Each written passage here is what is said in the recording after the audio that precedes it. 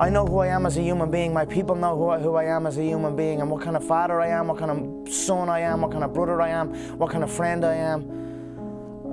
And that's it. I will continue to just be good as a human being and not focus on, not worry too much about that. Because we're so jacked up on our own egos and so misguided by mainstream, marketing, we don't know what the fuck is real. We'd be apt to get into a fight this quick for the dumbest reason. Definitely something that's like racially, this or gender set, it's like, it's like we're pitted against each other. We're mentally not in a place to be accepting, to not be jealous. All of you are guilty.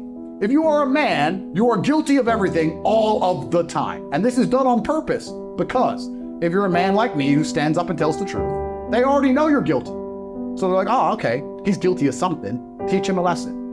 You're living in a state of society as a man now. We are all permanently, your head's on the chopping block.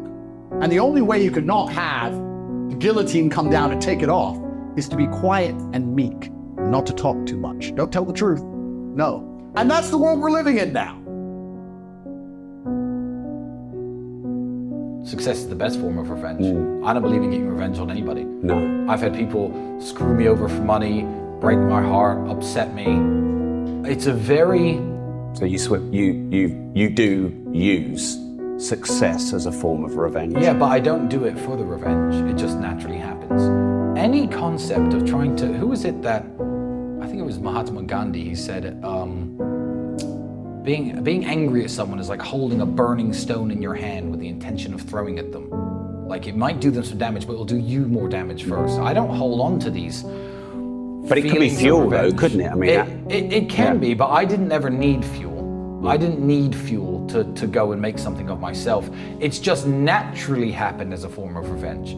I mean, people who've screwed me over for 200 pounds many years ago, and I argued with them and fell out with them, are now watching me on the internet buying, as Christmas bonuses, buying people who work for me Ferraris and Lamborghinis, thinking, shit, I should have stayed his friend, shouldn't have screwed him over for 200 you pounds. bought someone who works for you a Ferrari as a Christmas bonus. And a Lamborghini. And a Lamborghini. Two different people, yeah. They deserve it. They work incredibly hard. Yeah.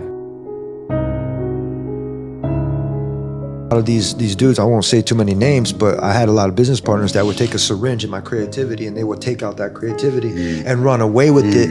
And then I would allow them to come back and get that creativity, and they would go and I wouldn't see shit from it. And it's not like I had to, but a creative person's gonna be creative no matter fucking what. Yeah.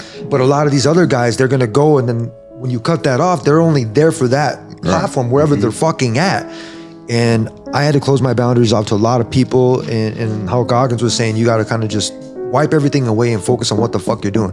Well, I can, but I'm used to going to school, having fucking like maybe 18 credit classes, like maybe 3, 4, and then a lab and so on and so forth, having a full-time job, having a girl, and then being able to do homework and tests and then do it all fucking again.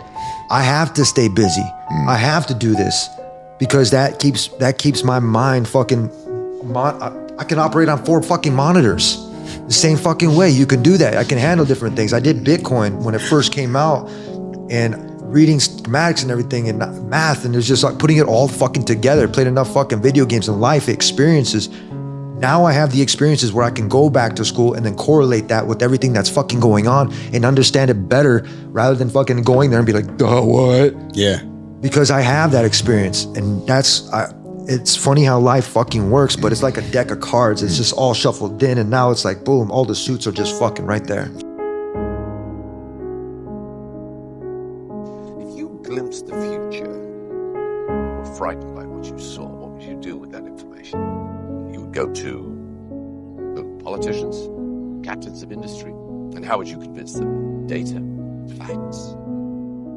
Good luck. The only facts they won't challenge are the ones that keep the wheels greased and the dollars rolling in. But what if there was a way of skipping the middleman, putting the critical news directly into everyone's head? The probability of widespread annihilation kept going up. The only way to stop it was to show it, to scare people straight. Because what reasonable human being wouldn't be galvanized by the potential destruction of everything they've ever known or loved. To save civilization, that would show its collapse.